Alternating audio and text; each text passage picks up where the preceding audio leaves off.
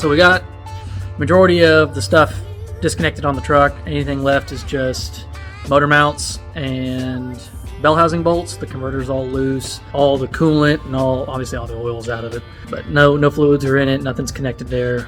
Do need to take the starter off, then we should be able to lift this thing out of here. I gotta find a good way to support the transmission, but otherwise all disconnected. There's a lot of mess going on over here that we're gonna try to kind of tie up out of the way. Hopefully nothing gets snagged. There's a little bit of fire damage down here to some of the wiring, so we're gonna have to address that once the motor's out. Otherwise, we'll hit it back tomorrow and see you then.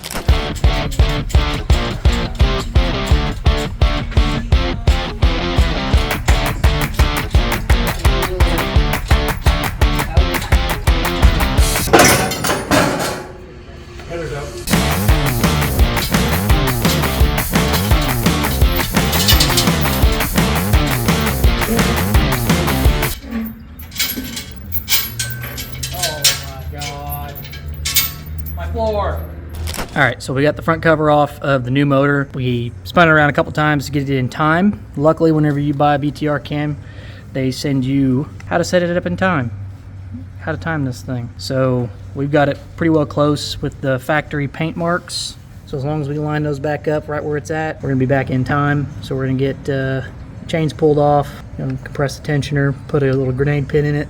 We've got the special socket and also the tool to put our limiter into the cam phaser. So we'll get this thing pulled apart.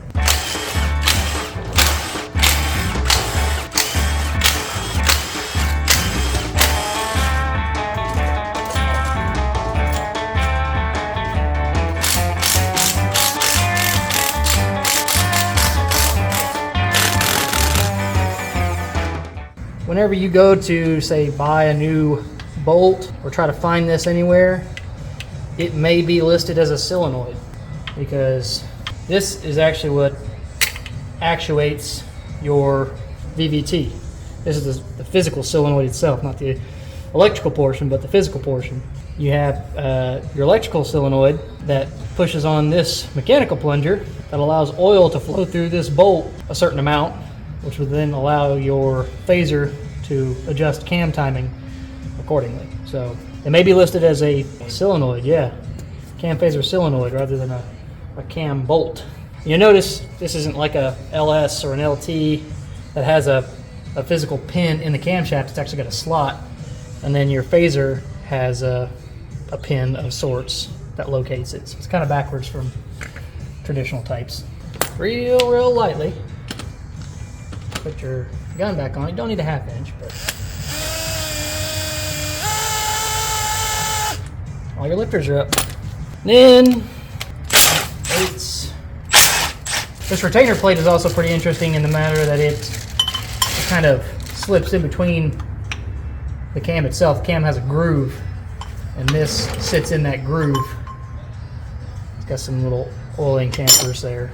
Okay, so I've run into this before, and it is possible that the lift on the cam isn't enough to push the lifters out of the way. So, oh, there we go. That is not the case. There we go. Sorry about your cam bearings. I kid.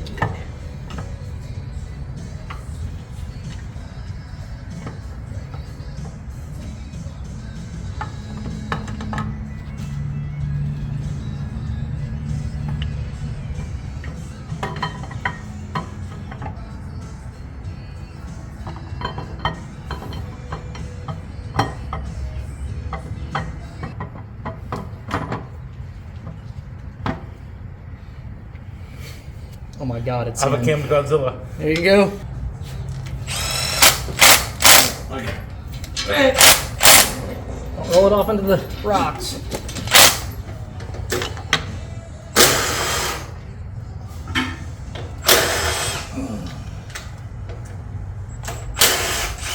Alright, so fixing to take this apart, put our 8-degree travel limiter in it. Pretty easy to do. Don't have to have a vise, it does make it easier. Per other videos out on the internet, Brian Wolf made a really good one. This is just a oil filter pliers from Harbor Freight, a couple dollars, just to hold on to it. You just kind of clamp down on it, just like that. It just gives you something to leverage against whenever you take this apart. These are Torx Plus heads. I don't have any Torx Plus bits. Do as I say, not as I do. Get the Torx Plus bits. For now, we got to get this thing going, so we're just using a regular Torx bit. Take these apart. So you're gonna have 4 bolts. If you look on the back, you're gonna have 2 long ones, 2 short ones. The 2 long ones retain the spring. So what you're gonna have to do is you're going to keep the long bolt in that holds the curled edge of the spring. You don't want to take that one out. It's not a huge deal if you do, just way easier if you don't. So you're gonna remove the other 3 and just loosen this one maybe a half a turn. Take them all off, loosen this one. This one is our, the one we're retaining in there. It's easy to find too on both sides. If you just wanna look at this side, it's where your little dowel is to locate the actual phaser itself. So we're gonna pull these off. Now this one here is gonna be tight the whole time because it's holding the spring back. And we're just gonna use, you can use a little screwdriver, you can use a pair of pliers. These are a pair of dikes. We're just gonna pop it in there and just like that. Sounds scarier than it actually is. Now, it's not too incredibly dangerous, but don't be tossing it around like it's not. Be careful with it. You do want to make sure you put these back in the same holes. Mainly put the long one where the long one goes and the short ones where the short ones go. You don't have to be very specific on the short ones, but. So once you've got this one done, this whole plate is going to pivot. So now we're just going to pivot this open. Using this screw, this bolt as a pivot. You're going to see all your cavities here. You're going to notice they all pretty well look the same relatively, except for this one. You always want to make sure that you take the limiter in the smallest hole, which is going to be this one right here. It's kind of easy to distinguish. Now the orientation of this up and down doesn't really matter. Always put the etched logo up is my rule of thumb, and it should just fit right in there. And now what that's going to do is that's going to limit the travel of this phaser from being this whole opening to now it's only able to move 8 degrees, which is by design of the camshaft. So now we just go back together. We're going to put the short screws in first. They are tapered, so this will pretty well just line everything up. You don't want to put them too tight. Snug everything up, make sure everything's lined up. You don't want to cross thread anything and junk this phaser.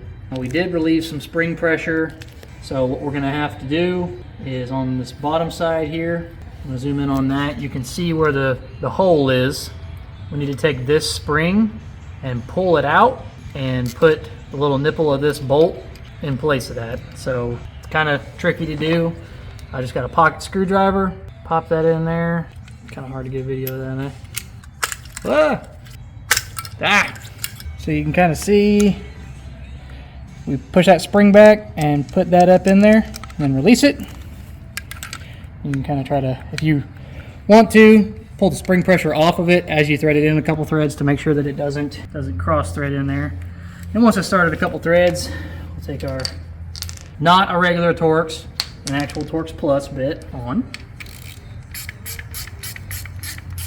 Snug, snug, snug, snug, and I'll put the torque values for this in the video here. I'll edit that in. But also, all these torque values can be found if you look at the back of the cam card on the BTR cam. You can scan that QR code and find tons of torque specs, not just for these, but for the rest of the engine as well. 30 degrees. All right, so we got the motor set in place. It's bolted in bell housing. Everything's lined up. That took a little bit of finagling. Wasn't too terrible. But we've already got the cam installed. Got it all timed. Got a new bolt in the cam phaser. The phaser limiter in place. Cover glued back on. Balancer put back on. Everything torqued in place. So we're gonna finish putting all the wiring and everything back on it. Intake manifold. Fill it full of fluids, and we should be able to be idling in pursuit.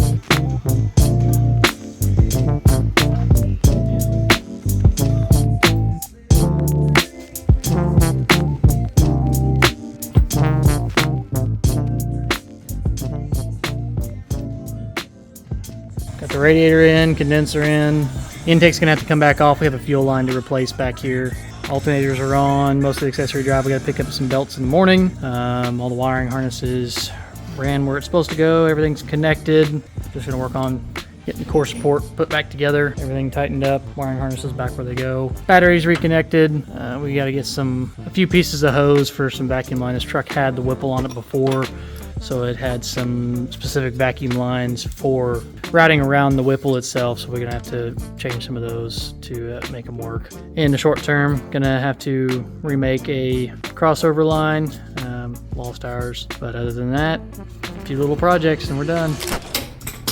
All right, so here we are a week later after trying to get this thing running. The actual process of getting the engine in the truck was super easy. Only took us like 2 nights. Whole core support come off, that's all in the video. Having a hell of a time getting it to actually run. We had verified injector pulse, have RPM signal, tried multiple scan tools. We had what, 5 different scan tools? Snap-on scanner you could think of. Just about every snap-on scanner. We've talked to multiple Ford techs, talked to a bunch of people over the phone, a lot of people to thank for all of the help and suggestions that they've made. I think what we've come down to, what we're doing right now, is actually replacing this here fuse box.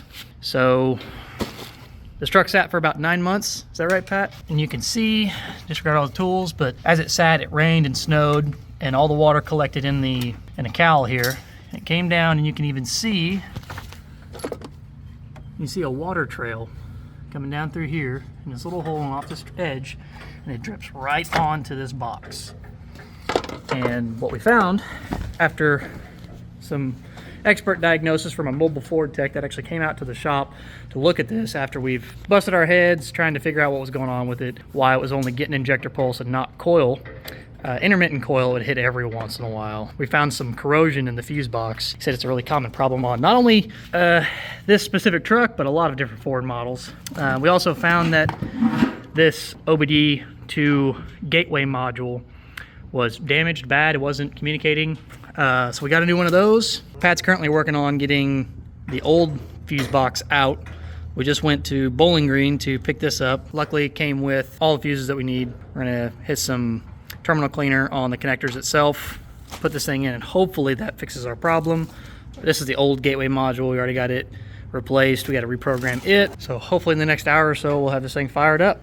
If not, I don't know what the hell's going on. All right, so we got it pulled even more apart just out of this housing and see the other side of this board. And it is incredible how much corrosion is on the bottom of the top side of this fuse box. This is in the engine compartment. And keep in mind that this whole box, right, from Ford is not weatherproof whatsoever. There was no seals, there was no gaskets, there was nothing at all to keep any type of contamination, debris, fluids, whatever it is, out of this fuse panel. So there was water just consistently dripping down on top of this thing. Look at all that blue stuff here. The blue almost looks like mold. It is all corrosion causing havoc on our whole electrical system. First start.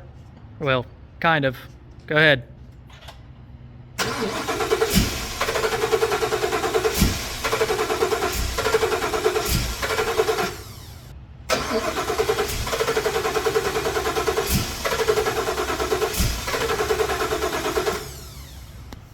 Okay, hold on. Well, ain't that a bitch? Gotta get that truck to load up that truck onto that trailer. A lot of pain in the ass. Alright, so unfortunately we ran out of time on this truck. I think we narrowed it down to the PCM. The fuse box definitely was bad. It was very much corroded, but ultimately that did not fix our issue. These guys, they got to get back to New Hampshire, so they're leaving right now. We got the truck loaded up on the trailer. Had to do that via rollback. That was a lot of fun.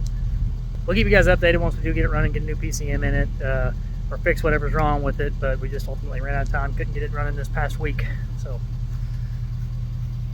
stay tuned.